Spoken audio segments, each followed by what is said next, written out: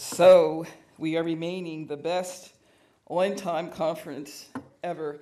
Do you know someone who works the United Nations came up to me yesterday and said, you know, this is on the internet. People know that this is globally, this is the best on-time conference ever. And I looked at him like, is this for real? He was sitting there, he was eating pasta, so I guess it was real. So we can now move on to our second Saturday morning keynote, and it involves a very, very special treat from Dr. Christopher Emdin. And as it says in the program, but it's certainly worthy of public announcement, Dr. Christopher Emdin is a year 2014 White House Champion of Change Award recipient. And he has received that recognition in the White House on February 26 for his work advancing STEM. For those of you who don't know, that's science, technology, engineering, mathematics. And then we're also very happy because he's a Caperton Fellow and Hip Hop Archive Fellow at the W.B. Du Bois Institute at Harvard University. And the best news of all is that it doesn't appear, despite their best attempt, that Harvard has stolen him from us. So we're very, very happy. Hopefully they won't try and double their efforts to steal him, since he's still there for this semester. He's a professor of science education in the Department of Mathematics, and he's the science and technology director for our Center for Health Equity and Urban Science Education, and he's also co-director of the annual Health Disparities Conference. So because of the extraordinary work of Dr. Christopher Emdin, we are able to say that our Center for Health Equity and Urban Education is able to advance the integration of hip-hop plus health equity plus educational equity. So we are absolutely delighted that we have with us someone who, by the end of this century, we're going to be able to revere as an intellectual contributor to our culture in ways that will leave a mark well into the next millennium. Not every university, not every center can say that they have a scholar, a researcher of his stature. So when you think about, who did you get to say hi to at the 6th Annual Health Disparities Conference? Whose hand did you get to shake? Who did you get a photograph with? I challenge you. Ellen at the Oscars sent a tweet around the world. Well, if you want to be in on something that's our global secret, then you might want to get a picture and start tweeting it and saying, here I am with someone who we're going to revere for the rest of this century and well into the next as a scholar, as a researcher of note. We're making history today by being able to hear him speak. And so here we go, the one and only, the best part of the conference, Dr. Christopher Emdin. And guess what? We don't have to give him an award, right? Because the White House did it, and you can't beat that. So there goes $125 we saved. Good morning, everyone.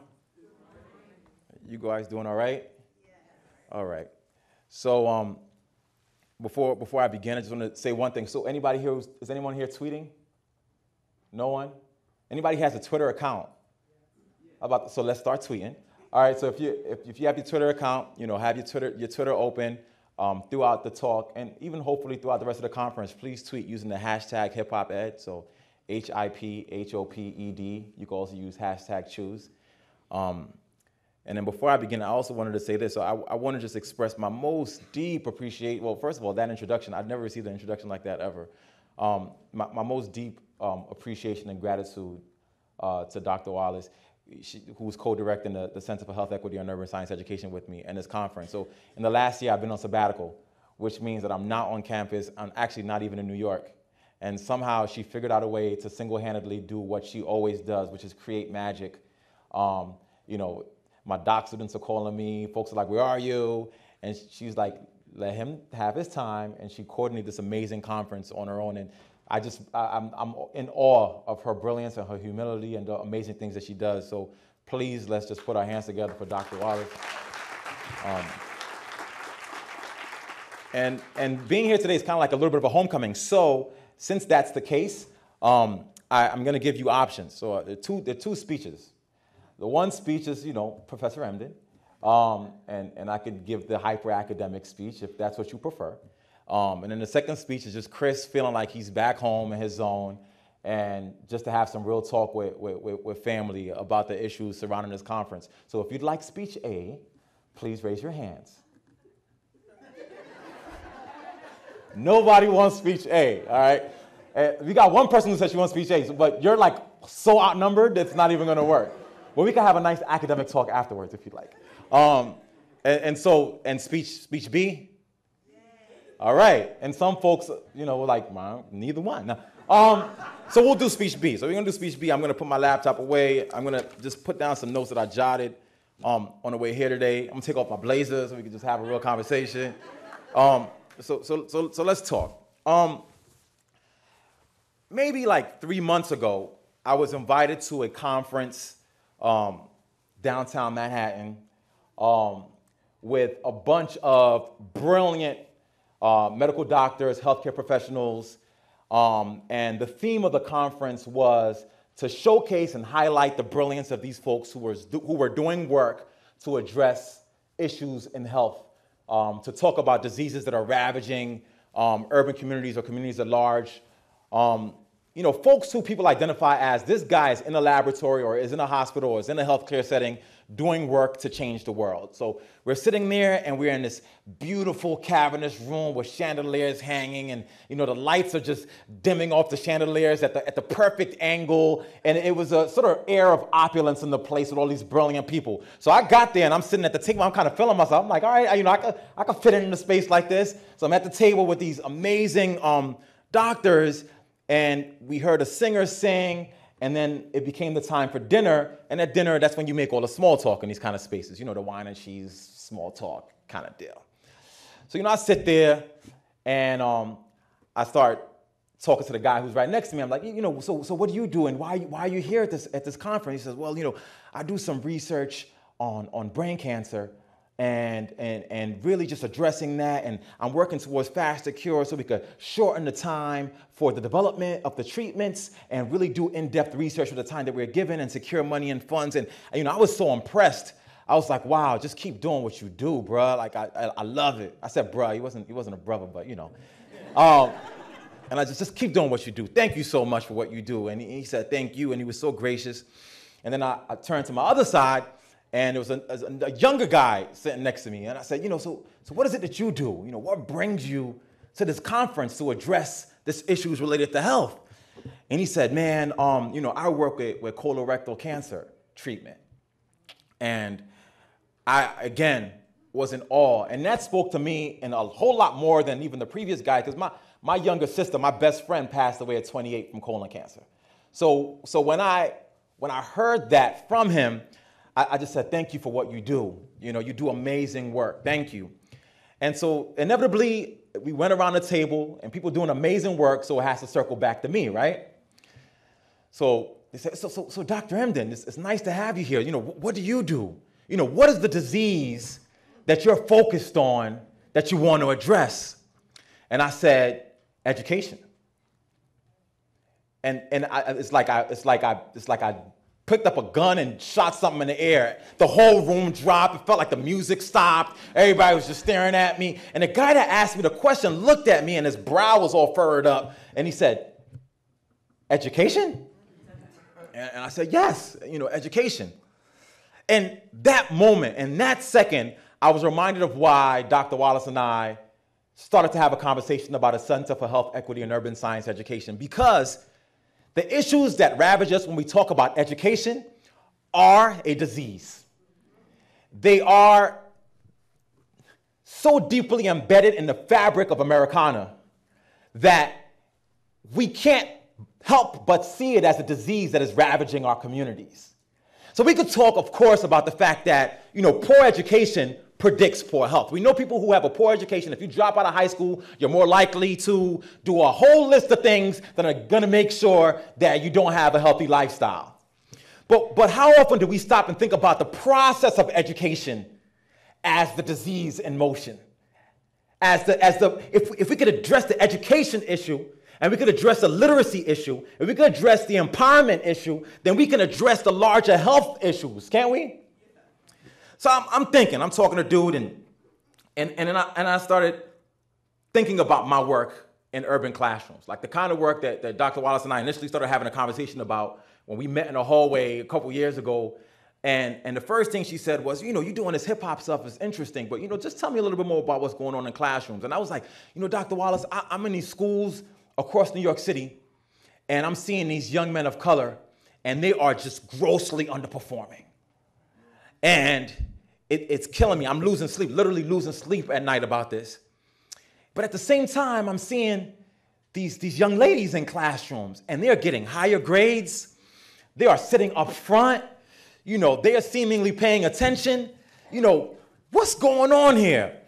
And I'm like, why is it the boys are underperforming and the girls are doing so well? Like, I don't know. I don't understand how to frame this given my training and education. Like, what lens do I use to attack this problem?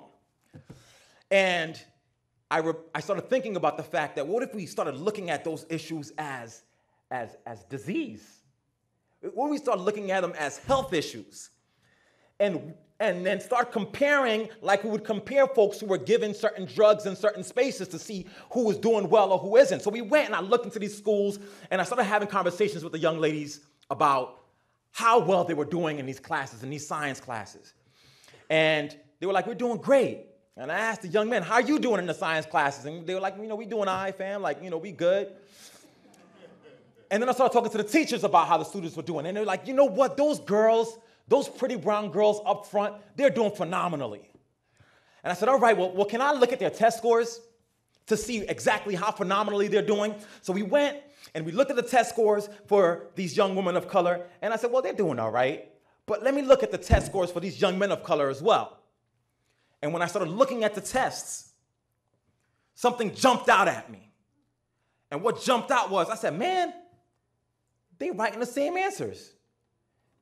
She said XYZ, he says XYZ, he got all the answers wrong, she got partial credit. What's going on? I said, Chris, you're bugging out, man. This is just one classroom. You wilding, just relax. Go to another class. Go to another class, same thing. The girls are sitting up front, they're paying attention, they're raising their hands, they're scoring high on the report cards, they're valedictorian of the school. We went back, look at the test scores, and they're scoring the same, and in some instances less than the boys who they are on the report cards getting higher grades than. I said, all right, maybe I'm bugging. So we went to school after school after school after school and saw the exact same phenomena to the point now we started realizing that what we were witnessing is a syndrome, a pretty brown girl syndrome in these schools where young women of color are getting higher grades, are being given accolades for not learning.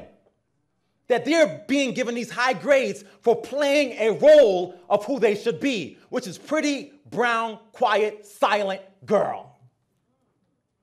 And so when we're focusing on these boys who are underperforming because they're outrightly and blatantly saying, I won't learn from you because you don't care about me, they've learned the game that if I'm pretty brown and I act nice enough and I say sir enough times, I get validated, and by that validation, by this teacher, means that I'm okay.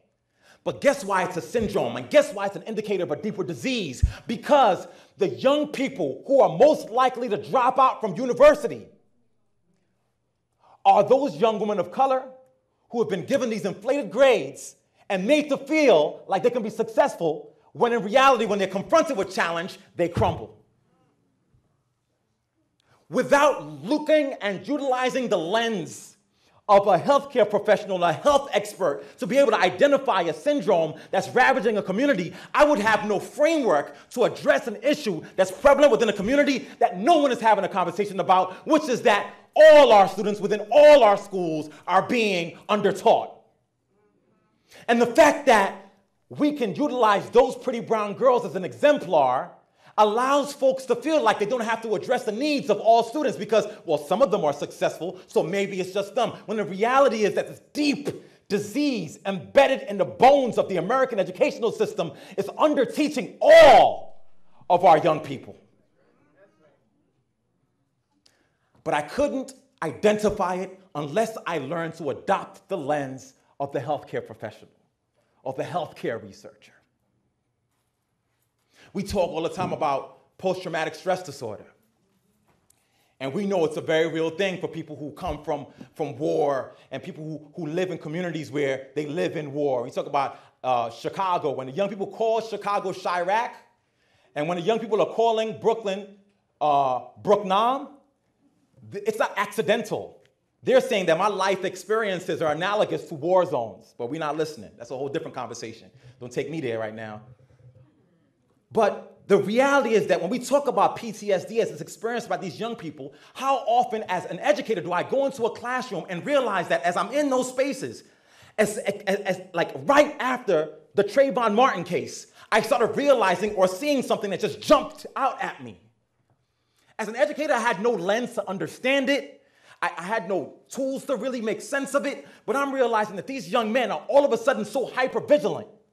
They're looking over their shoulder. They're walking down the hallway, scared, shook. And I'm wondering what the heck is going on. And what I'm realizing is that, well, if these healthcare professionals have identified a post-traumatic stress disorder and post-Trayvon, I'm seeing these things being expressed by these young men of color. As an educator, I have no lens. Well, isn't this a post-Trayvon stress disorder? And as educators, we can't have a conversation about this because we don't have the lens to adopt to make sense of it. Y'all understand where I'm going here?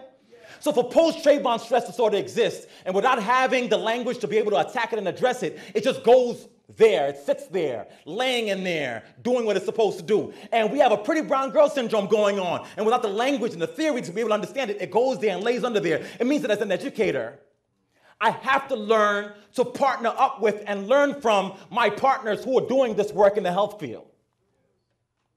If that is the case, then as healthcare professionals, we must also, to be able to meet our goals and push our agendas across, learn to adopt the language and the practices of educators. See, teaching and learning occur in a tandem. It's a dance. If I steal from you, you can steal from me, then we make this thing happen.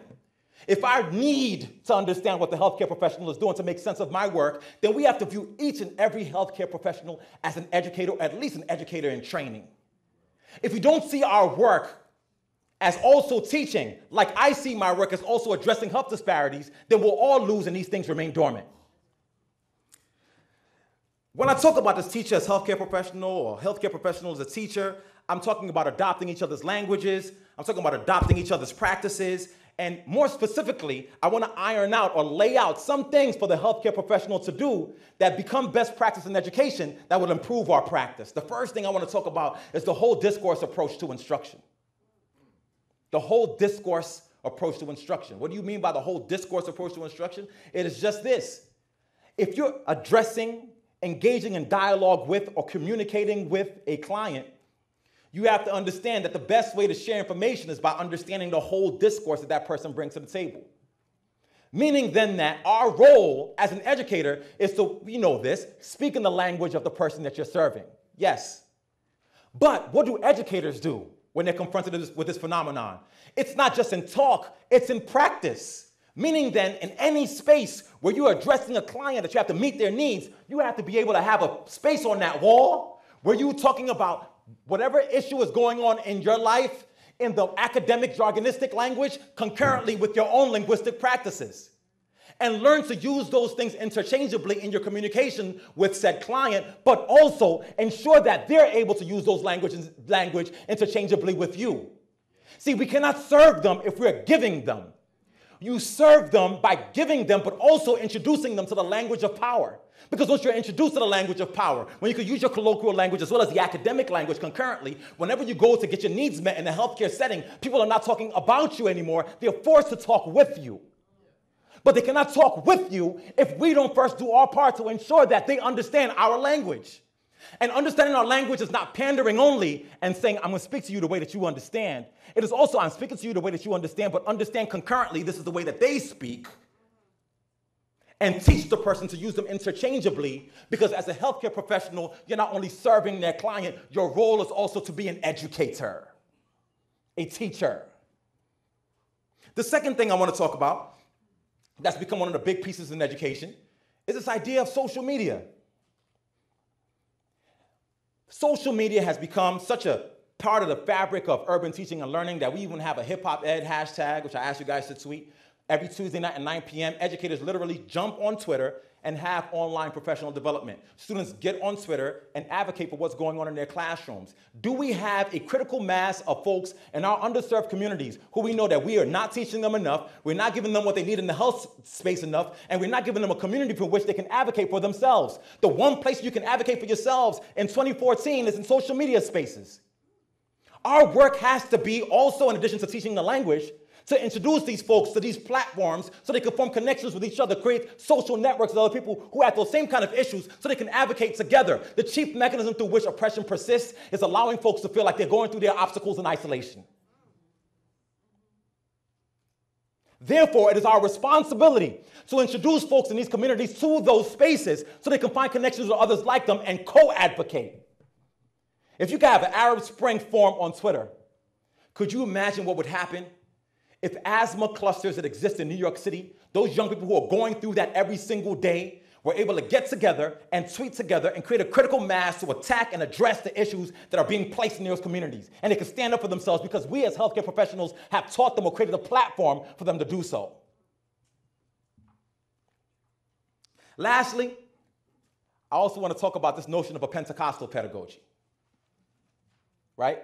As a key piece of serving a client or educating a student, which is that there are ways of knowing and being and expressing and communicating in the world that are part of who we are as people of color. They're most expressed in spaces like the Black church. They're expressed in spaces like drum circles. They're expressed in places like hip-hop ciphers. If you look at each of those spaces, there are these sort of shared practices within those spaces. And so we have to learn to adopt the language, dispositions, traits, characteristics of the educators within those non-academic spaces to utilize in how we learn how to engage with our students and engage with our clients.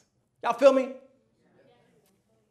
So if we have all these conversations, and I've ended on this idea of engagement, what is the chief mechanism for engagement? This is why we talk about hip-hop. Because hip-hop is the chief tool through which the most underserved populations on the planet have found a way to communicate. If we realize as an educator, I have to adopt the language of the healthcare professional. As a healthcare professional, I have to adopt the language as an educator. As healthcare professionals and educators, we have to adopt the language of the young people, and the language and the culture of young people is hip-hop. So now we're focusing on hip-hop. What about this phenomenon? What is it about hip-hop? Well, one, hip-hop is youth culture, but two, and this is the thing that's most significant to talk about in these academic sanitized spaces that we will unsanitize with truth, is that no matter who you are, where you are as a person of color, whether you deny it or not, whether you throw on a bow tie or a blazer or not, whether or not you are older or younger, you are hip-hop. You can deny it all you want. You can extract it from your being if you want, because hip-hop is what the ancestors have given us. The name doesn't mean much. But if you look at the core tenets of hip-hop, the call and response, the speaking and metaphor and analogy, the storytelling, the communication in circles and ciphers, the competitions and battles, the music reaching that feverish pitch to have that lady in the back of the church jump up and lose her wig, that transcendence for the oppression of an everyday space, because once that music hits you, you're somewhere so crazy that the oppression of reality, you escape from it temporarily. All those phenomena are found in the West African talking drum. They're found in slave narratives. They're found in the Black church, and they're found in hip-hop. So if you say that you are not hip-hop, that means you're divorcing yourself from your African-American history and trajectory, both concurrently. So now we go back to hip-hop. What's hip-hop telling us? What is hip-hop giving us information about? Well, it's saying, one, speaking metaphor and analogy. Hip-hop is saying, first of all, rhythm and beats and bass lines mean something. Even till today, there's a song I don't like, and I don't like the lyrics per se, but once that beat drop, I can't help it. You know what I mean? It's in my cultural memory. Do you guys, there's a recent research study that was done on a zebra finch. This is the geek biologist in me emerging. Pardon me for a second. That is zebra finches, these birds, and these birds would learn their song from a male member of the family. And it's a complex song, and the males would learn it, then they teach it to their offspring, and it went on for generations. So these scientists said, you know what? If they're learning this thing from the male member of the family, what would happen if you took a young male zebra finch, and you extracted him from his lineage, you put him somewhere else completely, and then you see what kind of song emerges. So they put them in this separate space, and they watched the zebra finch. And the zebra finch started making all these crazy noises.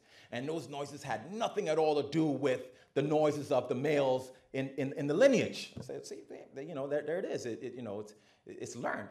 So this happened for one generation. Those finches would then teach the next finches the bad song, like the song that was not like the original song. So you're like, man, this is crazy. Look at these finches singing these crazy songs. It has nothing to do with the original zebra finch. First generation, second generation, third generation. By the third generation, though, you know what happened? Without any contact with the original ancestor, the zebra finch found a way to maneuver the circumstances and the settings, maneuver those social spaces, and start singing a song of their ancestor zebra finch. And they say culture is sometimes learned, and that to me says culture sometimes is embedded in your DNA and your consciousness. And if that's the case, and we're talking about education, and our president says that education is the civil rights issue of our time, let's put that in perspective. That education is the civil rights issue of our time. Because we know that a poor education predicts poor health. We know that a poor education means you make less money. It means a poor education means you can't provide for your family. So education is a civil rights issue of our time. And if that's the case, I would make the argument that the extraction of culture from education is the most egregious violation of those civil rights. Thank you.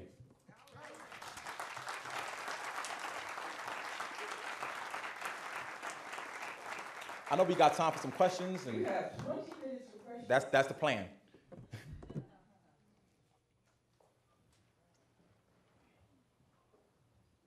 morning, Professor. Morning, sir. Salute you, sir. Absolutely. I'm a history teacher of 17 years in policy debate, and grew up in this neighborhood, actually. Mother went to TC, I went to TC, so this is my neighborhood. This is where I grew up, in the midst of hip-hop. I teach an African diaspora course, and we're looking at hip-hop as a means for expression, right? And one of the questions we're asking ourselves is how the hip-hop of the late 80s and early 90s was such a means and mechanism for getting out a message of that which the professor mentioned in terms of crack is right. That's the element that KRS-One and Public Enemy and poor rights teachers, they were talking about, right? So now the students are asking, well, we don't have segregation anymore in terms of as an extension of the 60s and late 80s, which hip-hop was, right? We don't have segregation anymore. We don't have these things that the people in the 60s, and even your time, McCutcheon, that you grew up with. So I showed them this video letter to the president. And so we're looking at the prison industrial complex. So all these issues emerge, right? So now I'm asking, well, what are the issues that hip-hop can act as a means for this self-expression, this advocacy, right? So I'm asking you, so how can, and you mentioned this kind of craze energy that when the song comes on, you just feel it, you move, right? So how can we channel this crazed energy, if you will, into something that's constructive, that's positive, that presents the issues that they're facing today through hip-hop, showing them that although KRS-One and Public Enemy were people of my time, there are people who are although they're maybe underground, even those on the top people can still use hip-hop as a means for advocacy, self-awareness, and also in terms of positive reinforcement. A lot of times, unfortunately, some of the hip-hop songs are not necessarily in terms of health and mental health and awareness of us. Sometimes the songs don't necessarily recognize the appreciation of the physical body, right? So how can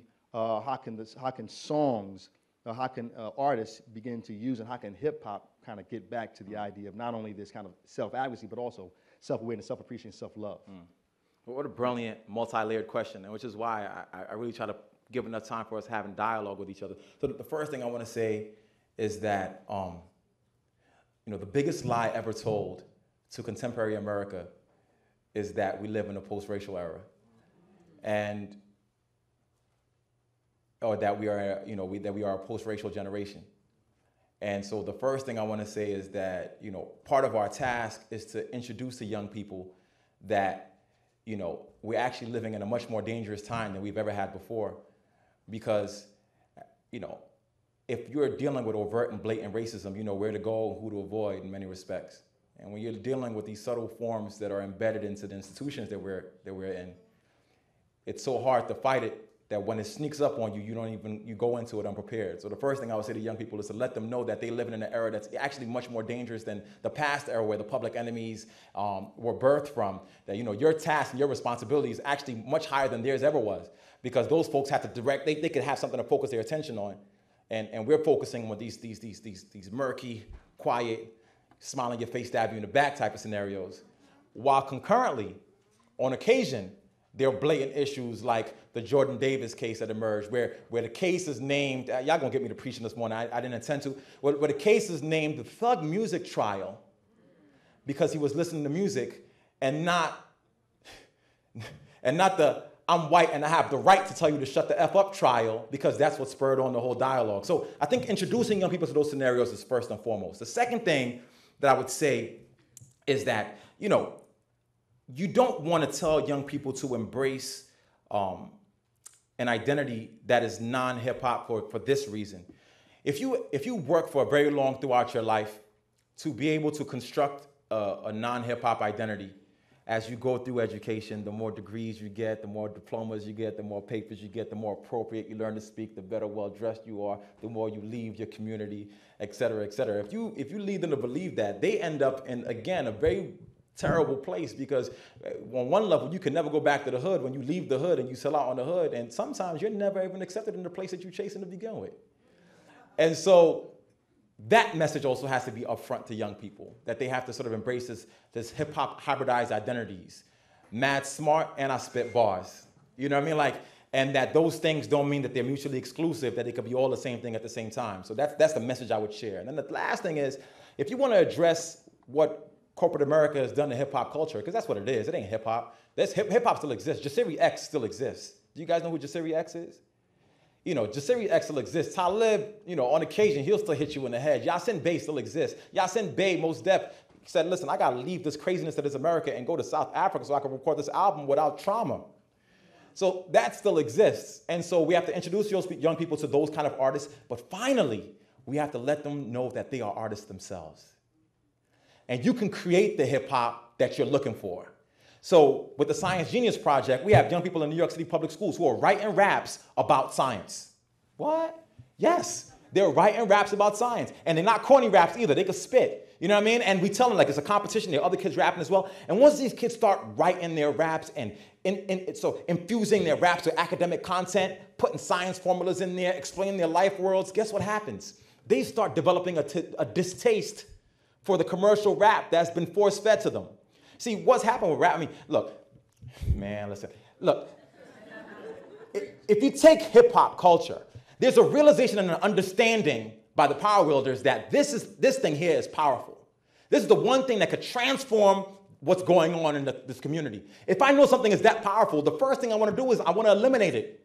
They realize that it can't be eliminated. So if it can't be eliminated, what I'm going to try to do is I want to infuse different types of content into that message so I can portray out to the public. The chief consumers of the hip hop that we describe as negative are not young people of color in urban settings. The chief consumers of negative gangster thug hip hop is white middle class America. They support and promote and buy corporate thuggery because it feeds their insatiable lust for the negativity and the baseness in blackness. They need that to portray their images of what we should be. So this is why I tell folks, how could you abandon hip-hop? Because if you abandon hip-hop and they're doing that to it, and the kids are listening to it because it's deeply embedded in their DNA already, they're going to go to whatever's available, which is more of the reason why we got to infuse hip-hop into health and education. So when the kids then take the hip-hop, write the hip-hop, create the hip-hop, or complex the hip-hop, deep with the hip-hop, guess what happens? I had a kid tell me the other day, Dr. E, I can't listen to French Montana no more. I said, why can't you listen to French Montana no more? He said, all he says all the time is, I ain't worried about nothing. I ain't worried about nothing. He was like, he doesn't have no bars. And I was like, well, you know, it's a nice beat. He said, did you hear my rap about DNA? When I said, this joint here is the classic deconstructing the structure of deoxyribonucleic acid. And I said, I did hear you say that. And he said, my rhyme is so dope that I couldn't listen to that no more because that's so whack. So if you teach the young people to embrace their culture and start recreating different forms of their culture, they start developing a distaste for hip-hop that was force-fed from the feds. But y'all ain't hear me though. Like, so then they start re-embracing their culture and creating a new taste for their culture and creating new communities. And once that happens, then we can counter what we're being fed. I hope I answered your question.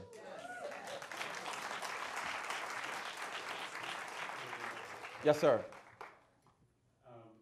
Thank you so much for a wonderful presentation. My name is Nixon. I am a graduate student here at Health Education. The question I have is has to do with the concept of mental colonization. Can you hear me now? Yeah.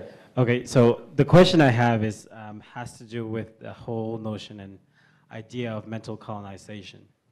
How do we decolonize the minds of the youth and from the Eurocentric ideas in order for us to continue to develop an identity that will speak for the culture that our ancestors brought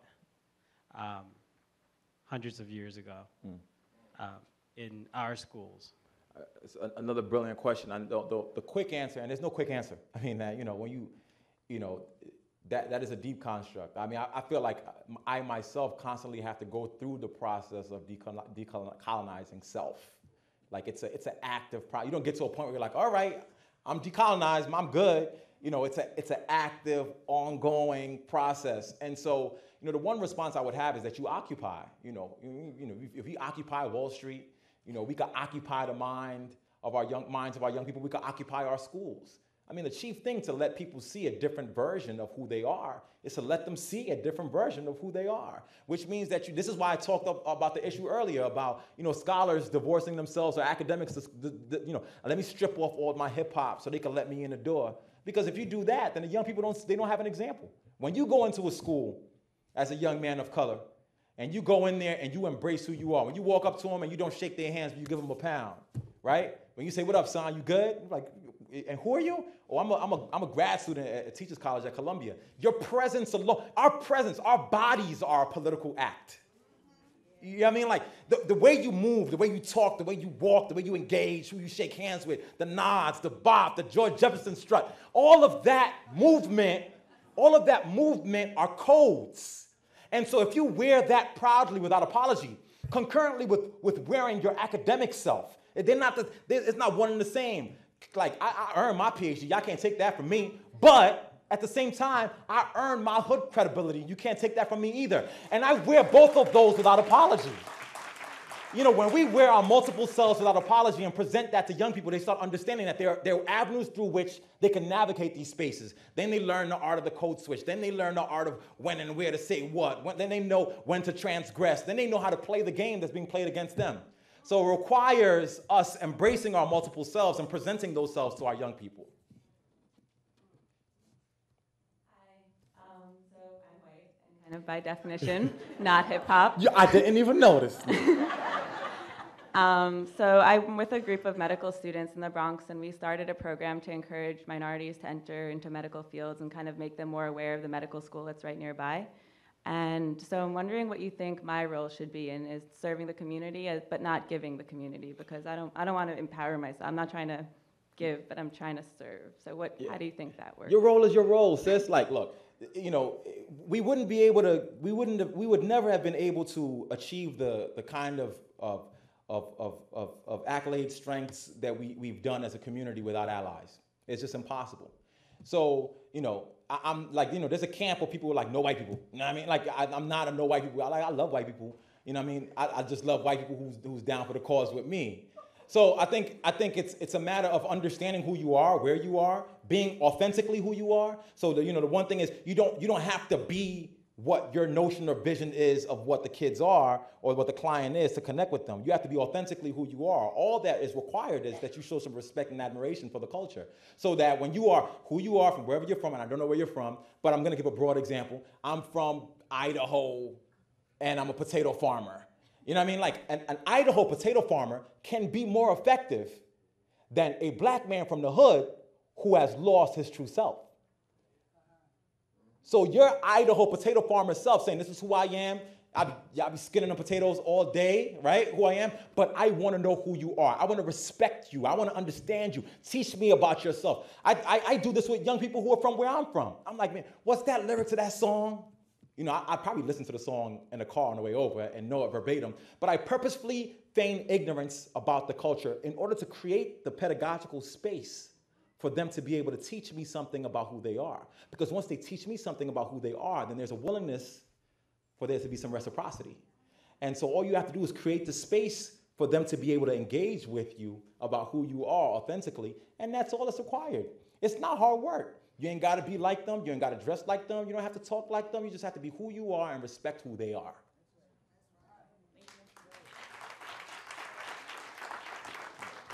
Hi, can you hear me? Yes.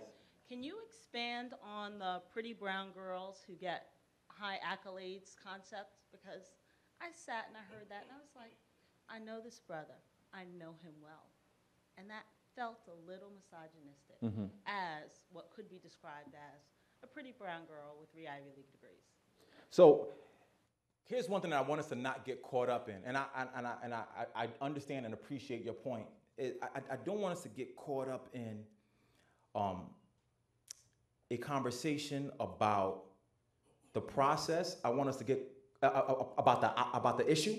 I want us to have a deeper conversation about the process. So the reality essentially is this, that yes, there are sisters in schools right now, today, who are being validated in that school for donning an identity that is anti-academic, and that's just a reality. And the reason why I address it is because I am saddened by it. If I wasn't saddened by it, I would let it be. And so to me, the possession of an Ivy League, look, you can have Ivy League degrees. I got a degree. I have friends who've gotten degrees. You can have an Ivy League degree, 3 of them, 4 of them, 5 of them, 7 of them, 8 of them, and be dead. Because even within these Ivy spaces, there are gradients. Meek Mill will say there are levels to this shit, which means that you go into that space, and even with those degrees, you are always put into the lowest rungs of that space. You know what I mean? So it's not the attainment of the degree that becomes the thing. It's the idea that by being woman and black, you are always relegated to the subaltern position. I'm just calling forth what exists. I'm not downing the fact that that thing exists. I'm identifying the fact that it exists and putting it public so we can address it. Listen, and especially in science, you know, when we talk about science and people talk about hip hop, and they're like, it's a hip hop scholar, and he mentioned woman in a way that I might perceive in a way that I don't like, you know, automatically because of my hip hop self, it calls forth the misogyny in hip hop. It does. But we have to understand there's no more misogynistic discipline than the sciences. If we so if we're gonna call it out in hip hop, we gotta call it out in science and politics and academia as well. So, you know, I understand you. And I feel you. I just want us to understand that the issue is ensuring that our sisters, even when they make it to spaces that we would view as a great space, when they enter that space and they're still relegated to subaltern positions, it's still just as problematic, as far as I'm concerned. Yes, but you also have to acknowledge that all of the sisters that make it are not necessarily making it and being relegated. So of course.